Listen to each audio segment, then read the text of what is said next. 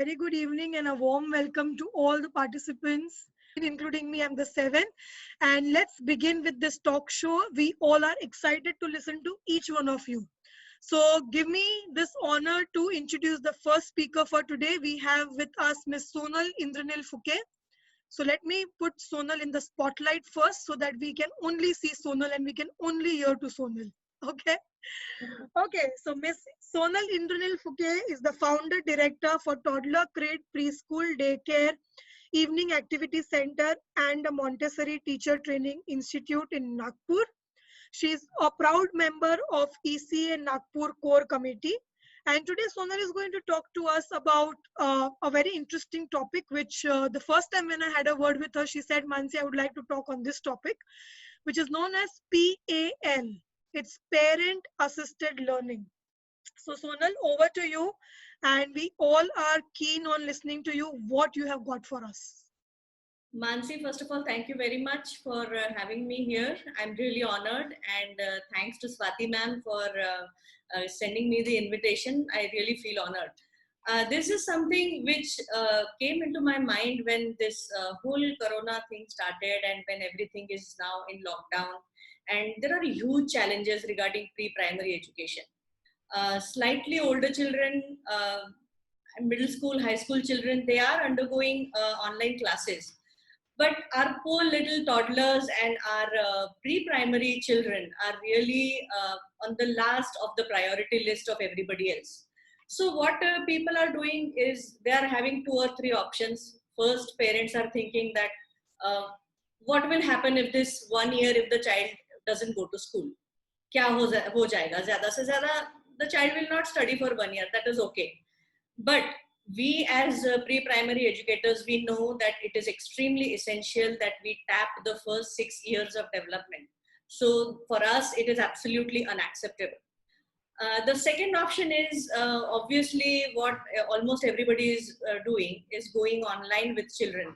So what I have heard and what I've come to know what other schools are doing is they are taking 2 or 3 days of online classes. They are calling the children on screen, and they are taking classes of children up to my focus is only on obviously pre-primary, so up to KG2 they are coming on screen. They are live with the teachers. The teachers are teaching them different concepts, giving them worksheets.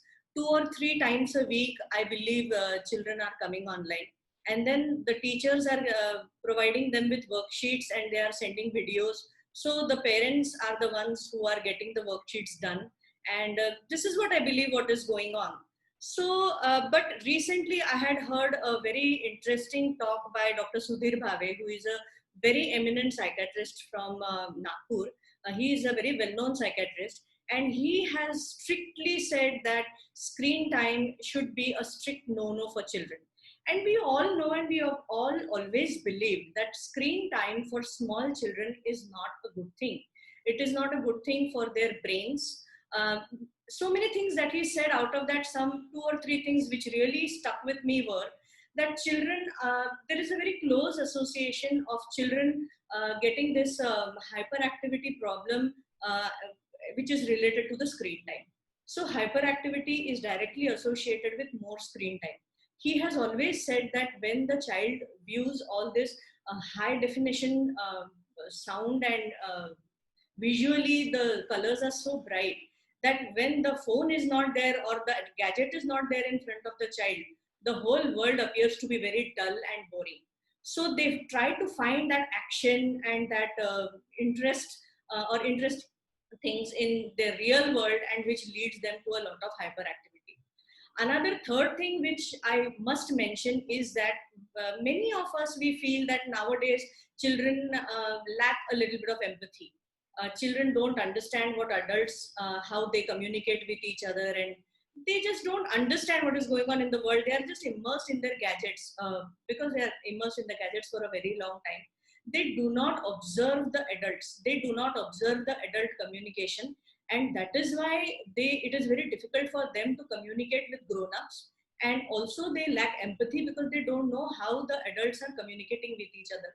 There are so many more problems. I could go on and on, but cutting it short, A screen time, I was just not willing that pre-primary children should come online and learn their pre-primary education until senior KG.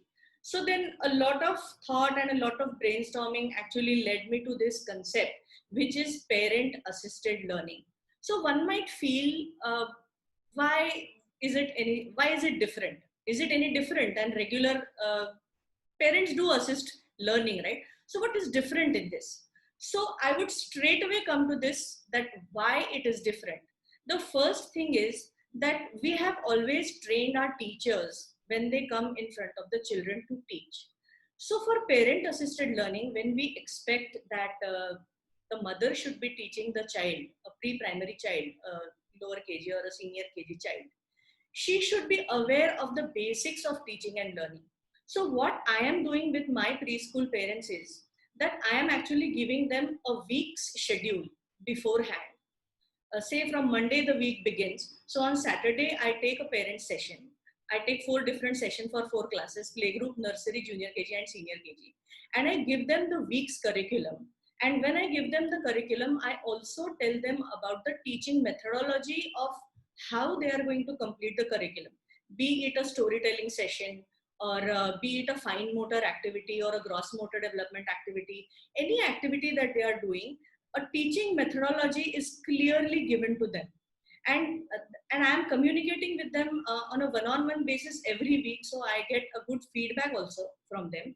So that helps me in monitoring how they are dealing it with the children. Another advantage is that they don't have to think about what they have to teach to the child. They don't have to spend too much time sitting along with the child on screen, because the child is not expected in these sessions. The children come in front of the screen. They are thrilled to see their teachers, and they say hi, hello to the teachers. They wave, they talk a little bit, and that's about it. So basically, the idea is that the children should not come on screen for learning, because for preschool education, it is all about teaching methodology, right? When we talk about pre-primary education, we always talk about how we should teach or how the concept should be conveyed, because the content is pretty much more or less the same. So mostly we are concentrating on how we should be teaching them.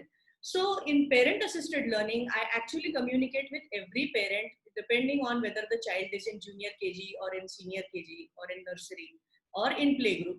I give them a lot of parenting tips, and along with that, uh, I just tell them how they should teach considering the child psychology, and it is a very bite sized. So they just have to worry about 1 week's curriculum. The next week, I again come up with a curriculum, and that is why this is different from the regular teaching or the mothers teach. But this is, the motto is train the mother so that the mother can teach properly. So I would like to conclude this by saying that in preschool education, top priority should be given to teaching methodology. Curriculum is more or less the same. Children's well-being should be the top priority. That is why we should try to avoid screen time, which parent-assisted learning definitely helps. And if you have any questions, I am there, I'm available. And thank you very much again, Mansi, for bringing me here. And I hand over the mic to you again, ma'am. Thank you.